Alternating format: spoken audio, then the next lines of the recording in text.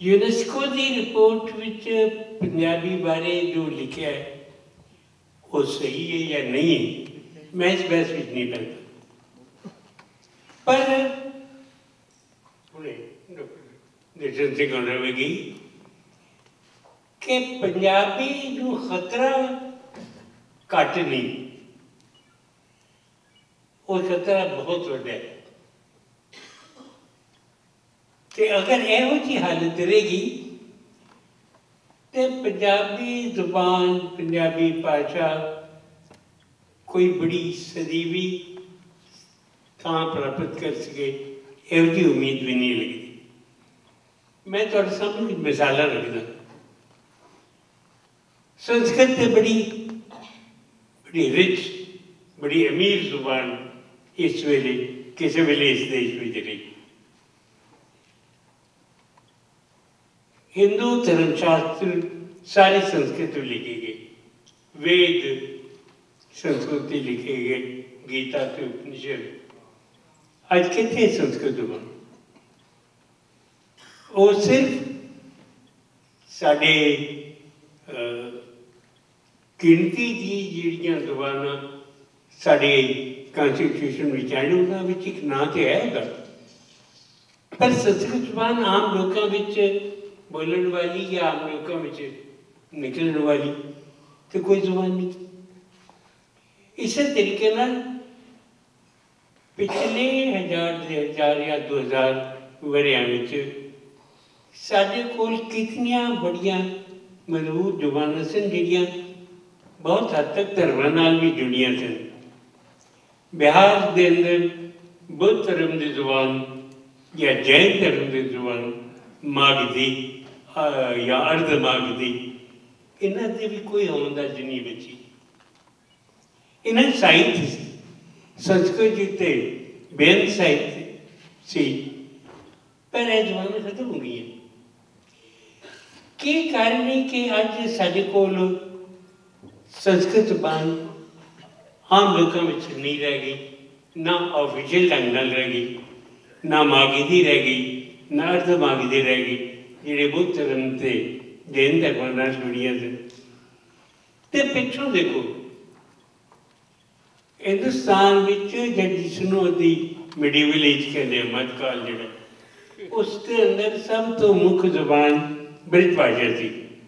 बेहिसाब साहित्य जो लिखा गया, गुरु गोबिंद सिंह साहब का बड़ा साहित्य ब्रिज भाषा में। ते 19वीं सदी तक लगातार ब्रिज भाषा में बड़िया सोहणियां रचनावां लिखियां जांदियां सन। अज ब्रिज भाषा कित्थे? अवधी बड़ी अच्छी जुबान जिहदे च मलिक मुहम्मद जायसी वर्गे सूफी कवि ने पद्मावत नाम का एक महान काव्य लिखा सी, तुलसीदास ने अपना रामचरित मानस लिखा सी, वो अवधि अज किथे? कोई भी भाषा जे किसी धर्म नाल जुड़िए या पंजाबी जे गुरु गोबिंद साहब नाल जुड़िए तो इस करके ही वो जिंदा रहेगी, यह भी जरूरी नहीं, क्योंकि यह सारिया जबाना यह सारिया भाषावां धर्मां दे नाल जुड़ियां होने के बावजूद अज खत्म हो गई। हिंदी ब्रिज भाषा नूं खा गई, अवधी नूं खा गई, होर सारिया जिहड़ियां कि तरीके दियां बोलियां सन उन्होंने खा गई। तो किहड़ी हिंदी खा गई? जिस हिंदी नूं लोगों ने घरां विच बोलिया, अपने व्यापार विच बोलिया, ते जिस हिंदी नूं लोगों ने सरकारी जुबान के रूप में बोलिया। पंजाबी ने भी जे जिंदा रहना है तो सिर्फ गुरु ग्रंथ साहब का सहारा लेके पंजाबी जिंदा नहीं रहेगी। सिर्फ इस करके कि दुनिया के 150 मुल्कों में पंजाबी फैले हुए हैं तो पंजाबी बची रहेगी, इस नाल भी मैंने जापदा है कि पंजाबी नहीं बची। कोई भी भाषा 3-4 पद्धरों तो लगती हुई अगे बढ़ी। पहली गल कि तुहाडे परिवार की भाषा है। आज बड़े सारे लोग कह रहे हैं कि पंजाबियों के घरों पंजाबी गाई गई, पंजाबियों के बच्चे पंजाबी नहीं बोलते, पाकिस्तान में जो उर्दू बोलना पसंद करते हैं, हिंदुस्तान में जो हिंदी भी बोलना पसंद करते हैं, तो परिवार में दूसरी गल केड़ी भाषा है जिसनों रोजगार की भाषा कहा जा सके। और एक सज्जन कह रहे कि कोई बंदा पंजाबी क्यों पढ़े, उदों पंजाबी पढ़ने का की लाभ है?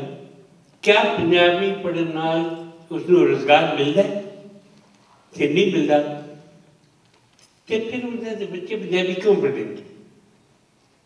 तीसरी गल कि तुहाडे व्यवहार की भाषा है, तुहाडे काम काज, चिट्ठी पत्र, तुहाडे डायरियां, तुहाडे होर जिहड़े तुसीं हिसाब किताब के रजिस्टर बनाते हो, क्या वो पंजाबी च बनाते?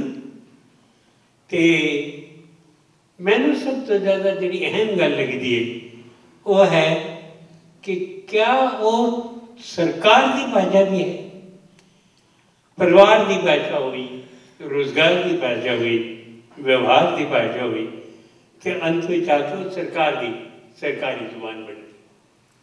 जुबान वो जिंदा रहिंदियां नहीं जिहड़ियां सरकार दियां जुबान या ऑफिशियल लैंग्वेज बन के जिंदा रहिंदियां, जिन्हां विच उच्ची पढ़ाई होंदी है, वो मीडियम रिस्ट्रिक्शन बनदियां ने, साइंस टैक्नोलॉजी की पढ़ाई होती है, डॉक्टरी की पढ़ाई होती है, कानून की पढ़ाई होती है, तो जे वो इन्हां थावां ते उन्हां दा इस्तेमाल नहीं होता तो उस भाषा का भी कोई बहुत फीचर नहीं होना।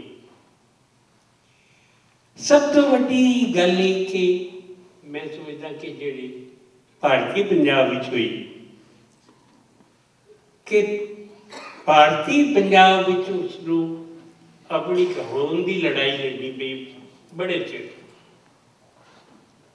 इत्थे इस पंजाब के अंदर जिहड़ा हिंदी का साथ देने वाला तबका सी, उन्हें आख्या कि पंजाबी तो एक साधारण जी बोली वो भाषा नहीं, तो पंजाब की जिहड़ी भाषा है वो हिंदी होनी चाहिए, जिहड़ी ऑफिशियल लैंग्वेज।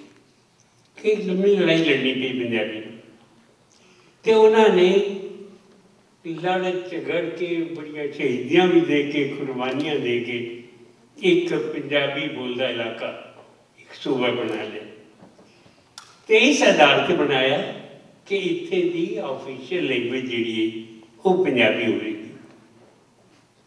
वो पंजाबी कितनी कोशिश कर सके यह वैसा होता नहीं, मगर एक निश्चय साड़ा सी कि इस पंजाब नूं असी पंजाबी नूं ऑफिशियल लैंग्वेज बनांगे तो इस करके सारा सरकारी कामकाज पंजाबी च होएगा। इत्थे तक कि हुण अज भी गल चल पई है कि घट तो घट जिला पद्धर तक दियां अदालतां का सारा काम भी तो बहसां भी सारी पंजाबी च होणगियां।